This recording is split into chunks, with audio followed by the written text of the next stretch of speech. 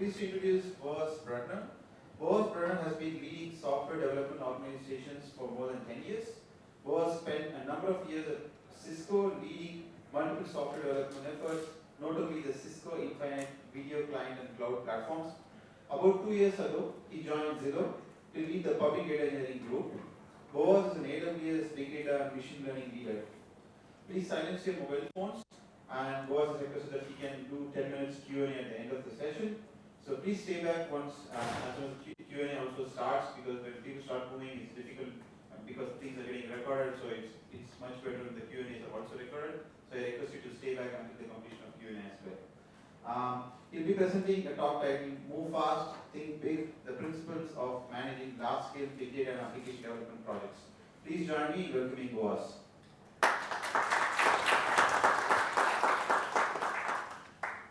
Thank you. Okay, great. So thank you very much for coming. My name is Boaz Brudner, as I mentioned. I work for Zillow. I manage a big data team that consists of actually two parts. One part of the team, oh, something happened here? No, it's me, sorry. So one part of the team is the data engineering part. We deal with large-scale data pipelines, move data from the public data area in the US towards Zillow. We also manage a full-stack application that is being used by our internal users, and I also manage the DevOps part for that specific organization as well. Previously, I was at Cisco, and within Cisco, I managed, for a good period, client-side development, which meant iOS, Android, web, TV-style applications, and then also managed a large-scale application on the server side in AWS. I've also consulted a number of startups, and I consider myself a manager and architect, kind of in the borderline of that. So first off, I don't need to say much about Zillow, but just to make sure everybody knows what Zillow is, right? Okay, so I won't go into that too much, so I'll just jump in. So first of all, I wanted to talk about what is development management, how I see it, kind of on the day-to-day work that we have. So in general, the goal is to deliver the best products and features that our organization needs, essentially the business itself. And it could be applications, could be data pipeline, could be machine learning models, and it could be anything around that. But in essence, what that means is actually to do that on schedule with good quality, stable, cost-effective, secure, and maintainable. But that's easy to say, easier said than done, but the question is how to manage your team or your teams to achieve that goal. So I'll just jump into that. So how in general is to focus on the most valuable product and features and issues. So it really is important to work on the critical items that you need to work on and not spend the time of your team on doing things that are not really relevant, not really important. Solve challenges in the most effective manner in terms of time, cost, resources, and anything that goes around that. You need to be able to figure out what's the easiest way to get to where you need to go. You need to staff your team to make sure you staff your team correctly with the right people at the right level, and mentor and train to meet the challenge. And one thing that is very important for everybody to realize in development, nothing really matters apart from the things that are in production. So if you've worked for a long time and you've worked on a lot of things and they're almost done, but they didn't really quite make it to production because of other reasons, and you really think that you're very close, it doesn't really matter. I only measure what actually makes it to production. So that's a really important distinction. So today, I'm going to actually focus on very specific items, very much on focusing yourselves and focusing your teams. I'll talk about architectures, specifically about data architectures, how we look at data architectures in general, platforms, tools, and SDKs, why we need those and how I treat those, cost as well, and some additional other considerations. And at the end, I'll leave some good amount of time for questions. So, by the way, in a very important kind of a side note, this is a very opinionated thought around how I have seen things and how I see development management as a long-term activity. So, take that as an opinionated thought. So let's start with the focus. So Steve Jobs said, and you guys can read that, and it's very important to really make sure that you focus your team and yourself on the right things. And it's a lot about making sure that you put your effort and your team's effort on the right things to do. And in a lot of cases, it means saying no to a lot of other things that we should not really do. And that's the hard part, by the way. Because there's a lot of requirements, a lot of requests. People want you to do a lot of things. They want your teams to do a lot of things. But you need to say, in a lot of cases, a lot of no's. So let's start kind of on the other side to identify whether or not a team has a focus problem. So usually I like to look at a number of things around that. So first of all, if you feel that you constantly have frequent discussions on short-term goals, hey, what are we supposed to do here? What are we doing next week? What are we doing in 2 or 3 weeks? What is our purpose in life? And so forth. Things around that, that's a telltale sign that something really is not there in terms of focus. Change in direction before completing a feature. I would say even often changes in directions before completion of a feature, before something goes into production. As I mentioned, if we are 99% done, but whatever we've done, whatever we developed did not make it to production, really doesn't matter. We've actually wasted a ton of time. So if we have a lot of these cases where we go develop something for a period and then it doesn't make it to production, then we've got a problem.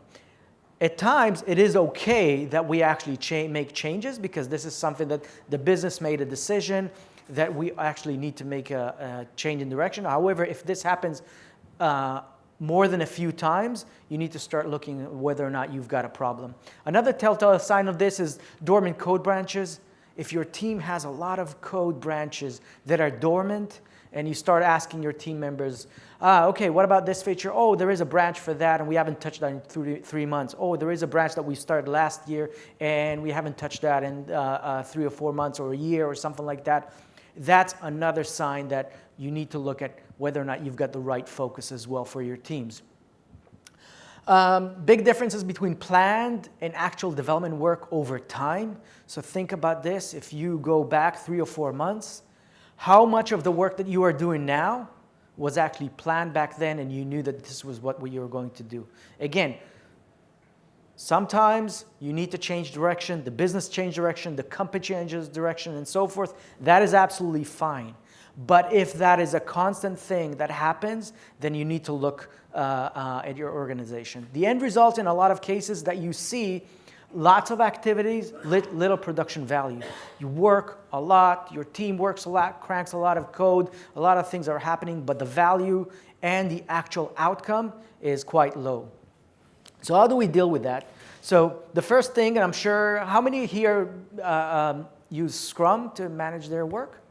Okay, great. So Scrum is the first part that I do want to make sure that the teams are following Scrum, and it's a very simple method. It's been going on for quite a few years now. A product owner sits down with other parties in the business, with customers, figure out, okay, what it is that we need to do, creates a very long backlog, and then that backlog is being chipped away by your team in sprints. They pick up a couple of things, work on it, deliver, and so forth. They run through that.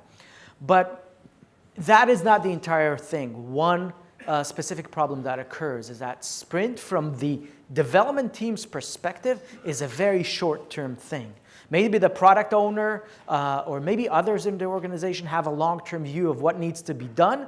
However, your team does not really see that. They see a backlog. In a lot of cases, that backlog changes very quickly. Things move up and down through that list, and you really don't have visibility what's going to go on a longer period. So here are some of the things that I've used over the years. So to take control over that and to make sure that you have a visibility that is a longer term, So yes, again, on the level of 2 weeks to a month, Scrum is really good. You know what you're doing. You're really committing to that on a very specific level to make sure that this is what you deliver. But on top of that, I always like to put in another layer of a semi-firm or very firm, depending on your company, of a quarterly plan. This is what we're going to achieve in a quarter, and I'll talk about that. And above that is a tentative long-term roadmap or a long-term OKR, objective key results, which I'll touch a little bit later. So let's start with kind of the backward thing. What is the tentative long-term roadmap? So what I want to make sure in a lot of cases is that I sit down with stakeholders of my development organization, make sure that I know what it is that they are looking for my team to do. This can be a fluid thing, but I want to make sure that we agree with our stakeholders as to what we're going to do. It is fuzzy, feature and product that are most valuable for the company and what everybody has a vision to do. So if I'm in a very large organization, it's probably the product management and so forth. As you go to the smaller companies, startups and so forth, what does the CEO want to do and where do we want to get in the next 6 months, year, and maybe 2 years. Really depends on the size of the company as to how much we can foresee into the future. But it really brings everybody together to make sure that we know where we're going. But what does it really give us? Okay, because the team is not really working on that right now. It's just a roadmap and just a piece of paper. So first of all, me as a manager of a development organization, I know how many engineers I will need. If there are specific things that the company needs me to do, I know in advance how much to staff my team, how to staff the team. The skill set itself, what kind of skill set are we looking for the next 6 months or maybe a year if I can. Why? Because training and staffing takes a long time. Again, as I mentioned, training is an important part. What is it that we are going to be trained on? What kind of technologies? What kind of platforms as well? Architecting as well. We need to figure out what it is that we're going to architect for every feature and every product. So to make sure that we are not under architecting, so we are architecting for a very short-term product, or even on the other hand, I want to make sure that myself and my team don't architect and over-architect for things that may never happen as well. They're not in the roadmap. Nobody's thinking about it. The entire team knows that some of these things that they think that maybe will be required in the future, no one is really thinking about and nobody really needs. So that allows you to kind of figure out how to architect and kind of plan your team. Here's an advice here. It really depends on the company itself, on the culture of the company, as to how much you can really plan long term. And you need to adjust your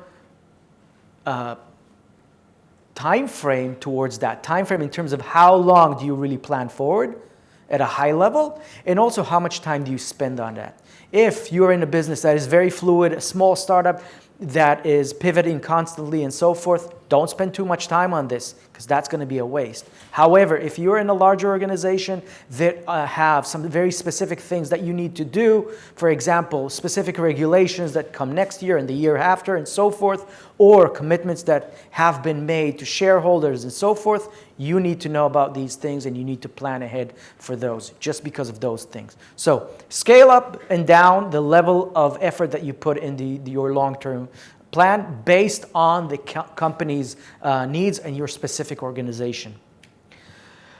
Now that we have a semi-firm, fluid long-term plan, now we go to the level of a quarter. I like to do it in quarterly cycles. A quarter is about three months. Sometimes I try maybe a little bit more than a quarter, but in general, on the quarter level, I really want to get an agreement from our business stakeholders as to what it is that we are going to do in the next period. And that needs to be as much firm as you can to make sure that these are the things that your team has committed to. Everybody understand what it is that you are going to do, and also, very importantly, what it is that you're not going to do. Because in a lot of cases, development teams have external stakeholders or internal stakeholders that think that maybe you are doing some things, but you're not really doing those. So figure those out. So estimate as well. Make sure that you estimate what can actually fit into a quarter. And this can change as well, but only if major things happen. Try to get to a situation where your quarters are fairly defined in that level. Leverage OKRs, objective key results. I'm sending you out with a little bit of homework. Figure out what objective key results, a method that was used, that was started with Intel and then moved on to throughout the industry. Google used that extensively. So go out, figure it out. Very important aspect of management and planning. So now we've got a plan. We know what we're doing. We know what we're doing in a quarter. We know what we're doing in the next sprint.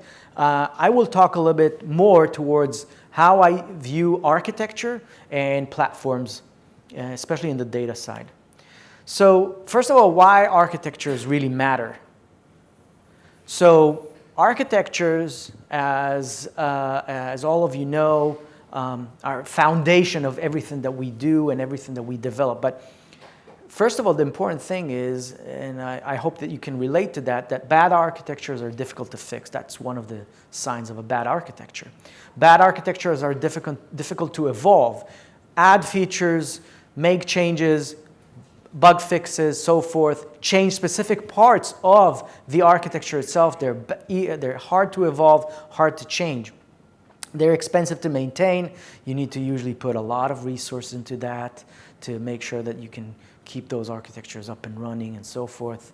Expensive to run. If you have not done the right architecture, you will be paying quite a lot in terms of resources that you use.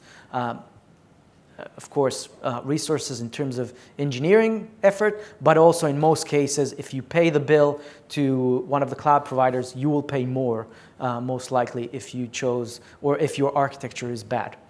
But by the way, one thing that is very interesting is that in a lot of cases, bad architectures actually do the work that they were set to do. Like, you've got an architecture is hard to maintain, hard to work with, and so forth, but it does the job, but it's very hard to deal with.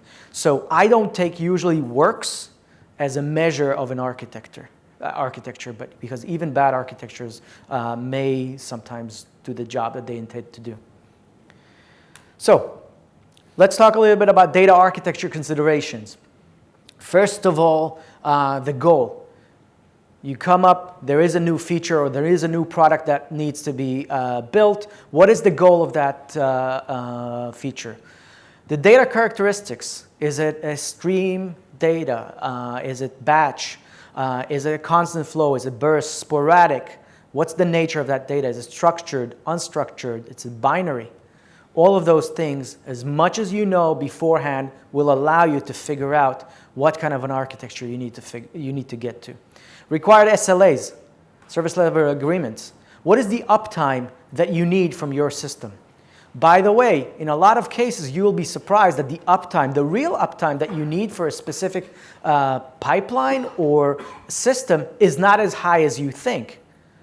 And sometimes what I'm seeing is that sometimes development organizations actually develop over architect to perhaps a higher SLA than is needed. But in some cases, you have a real ambition to get to zero downtime, and that is a real impact to how your architecture needs to be architected.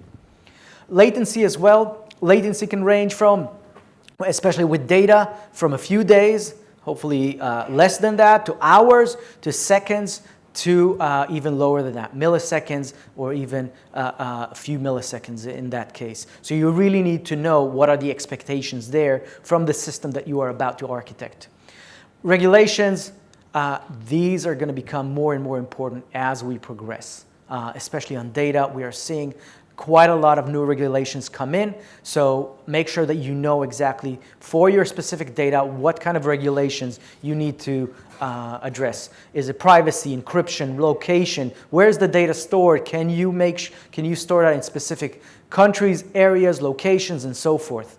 Replicas. how much can you replicate the data, and so forth. In terms of licensing agreement, can you replicate the data, and so forth. Archiving, what's the archiving requirements? How long do you need to keep a specific piece of data before you get rid of it? Again, some of these regulations, CCPA, California Consumer Privacy Act, GDPR, HIPAA, etc. All of these things you need to make sure you understand in the beginning. Scale, current scale that you need to launch with, and then predicted scale as well. Is it set to grow over time, or you know exactly where you need to get to, and that's where it's going to stay as well. Upstream dependencies, we talk about data upstream like a river. Upstream is where we get our data. Do we have any kind of dependencies through that data? Our providers for the data, are they expected to change their data over time? Is it really stable? Do they have outages and things like that? How much do you need to worry about that? What kind of dependencies you have around that? Downstream use, and I think that's the most important thing that you can think of in terms of the actual data itself. What are the set of usages that the company or customers are planning to do with the data that you need to deal with? Is it analytics? Is it machine learning? Is it actual application data that is going to be used and so forth? So all of these things are really need to be taken into account, because that will allow you to address the important aspects of your data and of your architecture. But sooner or later, once you map out all of these set of requirements, you will realize that your actual requirement is not that unique. So there are a lot of other companies that are doing the same. They're trying to do roughly the same kind of things. Maybe they're in a different business realm, but they have the same kind of requirements. And what does that mean? So first of all, I hope that everybody understands that you shouldn't just jump in and just crank out some code and kind of flow through an architecture and just build a rolling architecture. Start with architectural patterns. Big data is a maturing field, and there are a number of big data patterns that are starting to emerge. The Lambda architecture, the Kappa architecture. Another thing that we see a lot is cloud providers, AWS, GCP, and Azure are coming up with reference architecture for every kind of business requirement that you can think of, and I'll show a few of those. Take a look at working with internal and external architects as well. Another tip that I can give you is that in a lot of cases, the cloud providers that you work with actually have architects that you can work with. And usually when you sign up with AWS, Google Cloud, and Azure, they have architects that you can leverage to your benefit. So make sure that you leverage these guys as well. They'll be also very useful when we get to the platforms themselves. Another part that helped me a lot over a lot of the architectures that we've dealt with was having our team certified. So each of the large providers, cloud providers, have a certification program. AWS have a certified solutions architect. Azure and GCP have the same thing. It really helps and really creates a higher level of knowledge within the team, and you're able to crank out better and better architectures that really lead to benefits in development time and cost. Here's an example. Amazon has quite a few architectures or reference architectures that you can dive in, and they provide a lot of these sample architectures for you and your team to pull ideas from and to pull actual working architectures from them. So this is an example for connected home and machine learning at the edge that I pulled off of AWS. They have a ton of others there to look at. From Azure as well, another example, and they have a complete set of lists there as well. Some more resources that I found useful. Core.com and StackOverflow.com We use them quite a bit, especially Stack Overflow. We use it quite a bit for code, but they're very useful as well for architecture, and then later also when we talk about platforms as well. Ask those questions. I'm looking to do 1, 2, 3, 4. What would you recommend? And you'll be surprised of some of the answers that you'll get. Very useful as well. Medium.com is a great search place for architectures and ideas, and really saves a lot of time when we get to those architectures. As I mentioned, AWS, this is my architecture, a great set of videos as well and articles about reference architectures from other companies and AWS themselves. And Azure has the same thing as well. So that's for architecture. At that point, as we said, starting from the beginning, you know what you're doing, you've got a roadmap, you know exactly what your team needs to do, you've got an architecture in mind, and now we need to figure out, okay, how we're going to start and build our solution. So here's a nice chart that I pulled out, and that actually tells you how data engineering has evolved over the past few years. The number of platforms, SDK tools, has exploded.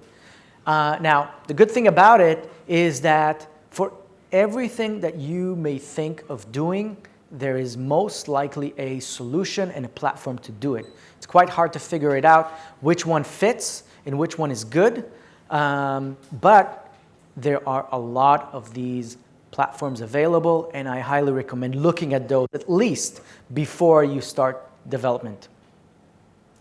So what is the kind of the case for leveraging platforms rather than building ourselves or building pipelines ourselves and building applications from scratch ourselves? So it might be tempting to do that because you think, I'm going to be able to do it myself. But in general, what we've found as well is that platforms bring significant value. So guardrails around development practices. I know how things need to be done in a specific platform. If we talk about Spark, Flink, Kafka, I know how things are set to be done within these platforms, and that's how my team should deal with it. They can scale. They've been battle tested. There is a large community of contributors. You're not on your own. Every bug that you encounter has probably been encountered by multiple people before you, and most likely someone is dealing with that, most likely. They evolve and improve over time. More capabilities, more features are being added constantly, and if you have adopted one of those over time, you will be able to enjoy some of these improvements without a lot of effort. They usually come in with built-in monitoring, logging, and scheduling. They have standard plugins that, again, other companies and other teams have developed and you can leverage. It also helps with hiring as well because you know what you're looking for and you're not just building your own custom solution. Here's an example of how big a community can get. This is Flink, 546 contributors, 97 releases, and so forth. All of the other ones that are in this realm have significant set of people working on them, some even much more. Another part that I also look at in regards to platform, that's the undifferentiated heavy lifting. So focus on building products, not infrastructure. Leverage cloud providers. AWS have a lot of offers in regards to big data, Kinesis, Athena, Glue, RDS, Aurora, EMR, and plenty of others. Third parties as well, other than the main cloud providers that provide managed solution. For example, Confluent for Kafka, Qubole, Spark, Presto, Airflow, Astronomer for Airflow, and there are a lot of others that are in this market. Their expertise is in a very specific area. They can bring a lot of reduced effort to your team as well. Your team will deal with building a product rather than to build an infrastructure. Costs, most likely that will reduce your operational costs. You won't need to manage something yourselves, but these might bring in service cost as well. So you need to do the math yourself, whether or not you're getting better cost with going with a third party or one of the big providers, or you just do yourself or create a platform yourself and just pull open source and just bring it up. Usually they come with a defined SLA as well, so you know what you're getting. So we started to talk about cost, and now I'll talk a little bit more about what costs mean when we look at a whole process. So in general, think TCO, total cost of ownership, not price. So if I look at a service in AWS or Azure or a third party, price is not the only thing that I need to look at. We need to look at the software costs as well. How much does it cost to get that software? Hardware as well, if we think of doing something in-house and leverage hardware.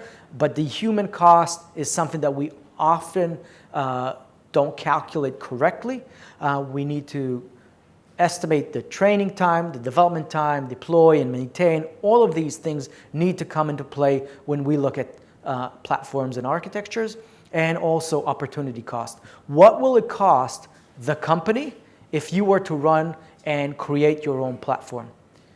What other aspects of development will you miss if you were to go and build your own custom solution or create an infrastructure yourself?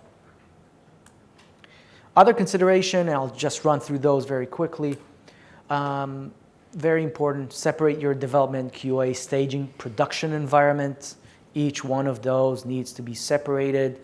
Production environment should have your most critical infrastructure, and it should be very well guarded, especially when we talk about data. Make sure that if you have sensitive data, it does not flow through the other environment unless you protect those as well.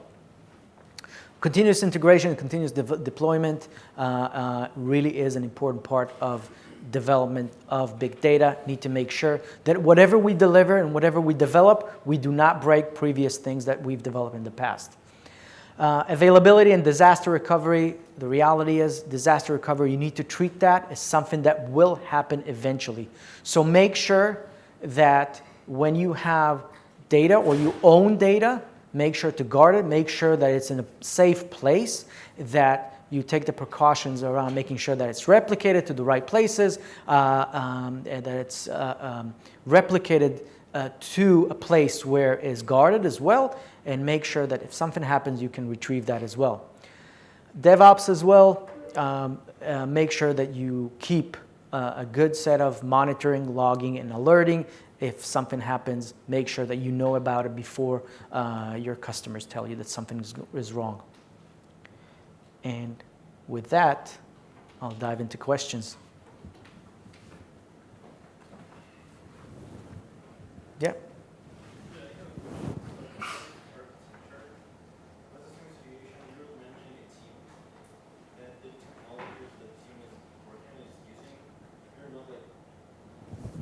Is it better? Yep. Okay, so Now I can you're hear. managing a team, and the technologies the team is using, you're not very familiar with these technologies. So how would you understand if the architecture is good or not? Great. So that's a great question. The question is, and I want to make sure I got that correct, you as a manager sometimes don't understand the entire set of technologies and architectures. How do you make sure that you got the right thing? And this is a critical thing. The first thing is make sure that you have that you leverage the experts that you have available. One part is architects within the organization.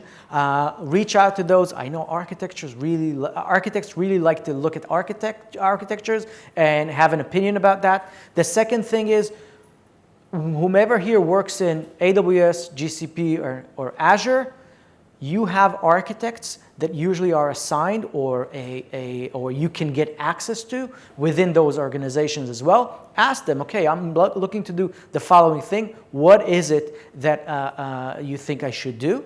And whether or not you think my architecture is good. And the third thing, I always encourage my team members and myself to learn a lot of these architectures beforehand to make sure that when we get to that time, we come up with a good, solid architecture. A question here. In terms of managing the team, Is there any difference between managing a big data AI ML development team versus a other kind of software development team? Okay, that's a great question. So is there a difference between managing full stack application or web development versus big data? So I would say in the terms of, unfortunately for me, I've done both over the years, client side, server side, and cloud, and then big data. So in general, the principles are roughly the same, continuous integration and planning ahead and so forth. These are the same. However, there are things that in data come on top of other areas as well. And that is the data itself and the regulations that come with it that I think are a big factor of managing data. But in general, the principles are the same. Make sure your team is knowledgeable. Make sure you go out to these architects and so forth. Make sure you choose the platforms. By the way, another aspect that is very interesting about data as well is the prevalence of platforms. There are a lot. And the market is very big compared to other aspects. I think it's part of the big data ecosystem growing very fast. Going back to your last slide, you mentioned some highlights like CICD and disaster recovery. Could you tell what you use and monitoring logging at Zillow or stack that you're using for the team? Cool. Yeah, excellent. So for CICD is there are a number of tools that you can use. The most notable of all is Jenkins for CI/CD. Jenkins has been around for a very long time, and that is a tool that most companies that I know of use. That's one. AWS has their own code deploy and code pipeline as well. GitLab as well is one of the big players in this realm. For let's go into monitoring as well. Splunk and Kibana are very well known. And logging is as well, Kibana as well. And alerting mostly is Ops Genie and PagerDuty. Does that answer? Okay. Disaster recovery. Okay, great. Disaster recovery. In most cases, for disaster recovery, you want to rely as much as possible to the specific data infrastructure that you have. So for example, if we're using SQL Server, that comes with a specific backup and disaster recovery format that it has. AWS, for example, with relational database services, RDS, comes it with a backup solution that they maintain for you and so forth. Others come up with other tools for that. If your data is in AWS S3 object store as well, S3 comes up with its own set of disaster recovery and backups and encryption as well. So each one of those has the one that works for that.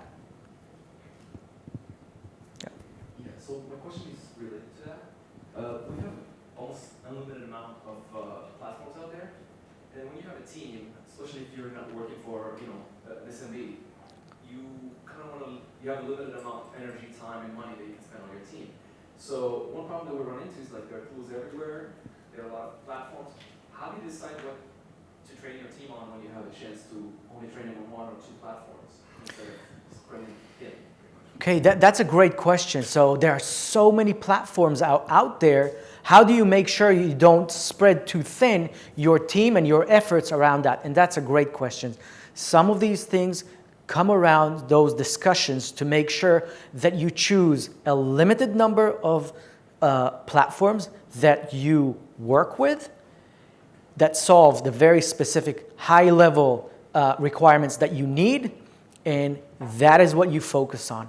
You need to make sure that you nail those down, have a good discussion with inside your team and also within the company itself to make sure that you actually pick something that there is a good agreement around that and that there's a good cohesion within the company and within the organization, so you don't end up with a lot of silos of platforms where you have very specific knowledge in each team. So that's a critical one, and that's why I also encourage a lot those discussions to make sure you take something that fits a lot of teams as well.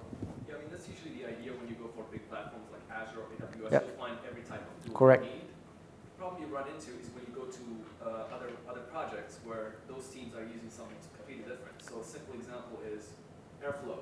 So you can, everything that you use on Airflow, you can use it somewhere else, right? Correct. But this team is using Airflow. So now you have to get your team to learn Airflow. So how do you kind of catch up to that constant chasing? Yeah, in a lot of cases, it's an endless cycle. So especially when you look at if you're in a large company and the company acquires other companies as well, they come in with their baggage as well. They come in with their platforms, and they're preconditioned to look at specific platforms, to work with specific platforms. That is something that is very important to engage with senior management as well, and gradually make sure that there is a convergence to those specific platforms and ideas within the company. Otherwise, it makes it very difficult over time to do things. You have a lot of replication within a company. DevOps is replicated many, many times, because how many people can know Spark and Flink and Airflow and all of these things to, yeah, deep enough to figure out the tough problems as well. So with that in mind, you always have to, okay, figure out something that the entire company or the entire organization wants to work with, and then move forward. And then leverage people, leave people's time to move to those as well. It's a constant thing. It never ends, by the way. Yeah. So, Oh, sorry. yeah, okay. One here and then one there. Yeah, so I have actually two questions that are extension of that from that gentleman here, and the second one from this guy here. So, okay, so the first question regarding management practices, right, which is a question from that gentleman over there. Namely, so the differences that you see in terms of managing different types of software development, and my question specifically is about, do you see the differences when you have to manage the sort of like the science component in there? So, right, we have data engineering and software engineering, where so now we have data science and data scientists, and sort of like the sort of more unpredictable nature of that area of science, right? So that is the first question.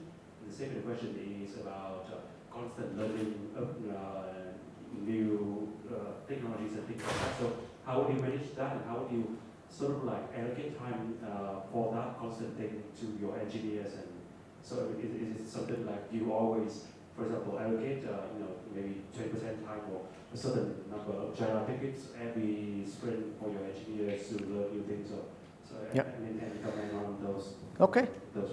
Okay, great question. So I'll repeat those and just make sure I don't miss anything there. So the first question was, what kind of difference we see in managing data engineering, application engineering, and then data scientists. So first of all, just to explain why this is a great question, the work with data scientists is quite different. The uncertainty of the product itself, it grows considerably, because you don't know if you're looking at a specific machine learning or specific goals that you're looking to get. It's hard sometimes to make sure or to know in advance that you will get what you expect. Because maybe the data is not there, or because the results were not the same. So first of all is acknowledging that and knowing that in advance, and making sure everybody understands that. Hey, we are venturing into a machine learning exercise. Data scientists are going to look at a specific problem, and we're going to figure out with that team what kind of results we will have over time. And then you know in advance that it's not a certain thing. You will get some results. You will get some things that will come out from that team. The other part is pushing to production as well. Pushing to production, and that has to do with machine learning models and inference endpoints as well. So me, usually on the engineering side, receiving a model and so forth, productionizing that as well. So sometimes data scientists are not able to get to the point where it's a full production capable model, or it's ready for prime time. So in this case, the entire industry right now is looking at that. I encourage all of you to start reading about, for example, Michelangelo from Uber which is a lifecycle management discussion, or I would say a video that was shown a while back, and how they look at machine learning. The second thing, and their stuff I believe is not open source, but for example, AWS has SageMaker as well that manages the lifecycle of machine learning. There is MLflow from Databricks as well. So more and more platforms are coming in to manage that entire cycle from machine learning, from actual getting data, massaging the data, doing the learning itself, and then the inference deployment as well. So that actually kind of shortens that path between those parts. And your second question, does that answer your question? So the second question is around training as well. So I look at training as a life skill of engineering. And that's one of the things that I want to make sure that every team takes on. It's a life skill, or it's a career skill, rather than an enforcement from management as well. Every engineer needs to own that, needs to make sure that they address that as well. However, in cases where I see, or we see, that in the next quarter or in the next 6 months there will be a specific need for a specific technology, yes, we would go out and allocate specific time for that. By the way, one thing that has occurred, and I'm not sure all of us realize that, has occurred in the past 10 years, is a revolution in education. It used to be that if we had to send an engineer to some training, we had to send them out to a different city, fly them out, book the training. $4,000 later, they'll come back after a week's worth of learning, and they would know what you wanted them to know. But it was very expensive, and you really needed to nail down what it is that you wanted your engineer to learn. Today, with online learning, all of that is almost gone. So sites like LinkedIn Learn, Udemy, Pluralsight, those are low-cost solutions for learning, and I make sure that myself and the teams leverage those as much as possible. One last question. Yep, there was one there, right? Oh, that's good. You spoke. Okay, cool. I have a question. Sure. So I manage a data engineering team, and so I have always this debate between tools versus scripts, right? So the tools, on one hand, they're a little expensive, but then it's easy for a team to maintain in the future, like if someone comes in. Scripts, on the other hand, are less maintainable because it's a pain to debug someone else's code, but then the team is more motivated to do scripting because it is kind of like Cooler. in the market and stuff and cool. So how do you make that choice? How do you do a debate and trade-off between these two? Great. That's a great question, and I deal with that a lot as well. Is that especially in data pipelines, right? You want to transfer data and do some ETL work as well. How would you go about working with a tool, maybe even a drag and drop tool, where you drag and drop specific icons and say, I'm going to connect to a SQL server, I'm going to connect to Hive and pull my data here and push it there, or am I going to craft my pipelines in code, right? That's usually what happens in those cases. I would say, as usually in engineering, it depends. It depends. One is the skill set of the team. That's one thing. The data itself, how diverse the data is. Do you need to do that a lot? Also, it really depends on the whether or not the tools actually can do what you're looking to do. There are, and I've seen cases where when you try to use very high-level tools, you need to do a lot of coding within those tools. You drag and drop some things, but then within that tool, you would actually need to write a lot of code actually to transform that into what you needed to do. And then what's the point? However, there is one part that is really critical, I think, and that is even if you have data pipelines that move data and transform data, I always want to make sure that there is an architecture or there is a tool around them. One of the most useful and I think prevalent tool in the market is Airflow, an open source from Airbnb, which allows you to schedule and monitor pipelines. The pipelines themselves are written in various languages, but you craft your pipeline with Python, and you get monitoring on top of that. You can get alerting and things like that. So whether or not you came up with a tool to do the pipeline itself, or you came up with more scripts around that, and that's a toss-up in a lot of cases, you have something around that that has monitoring, logging, and scaling as well. Awesome, thank you. I think that was a very informative presentation with a huge amount of appreciation from Data Accordingly. Thank you.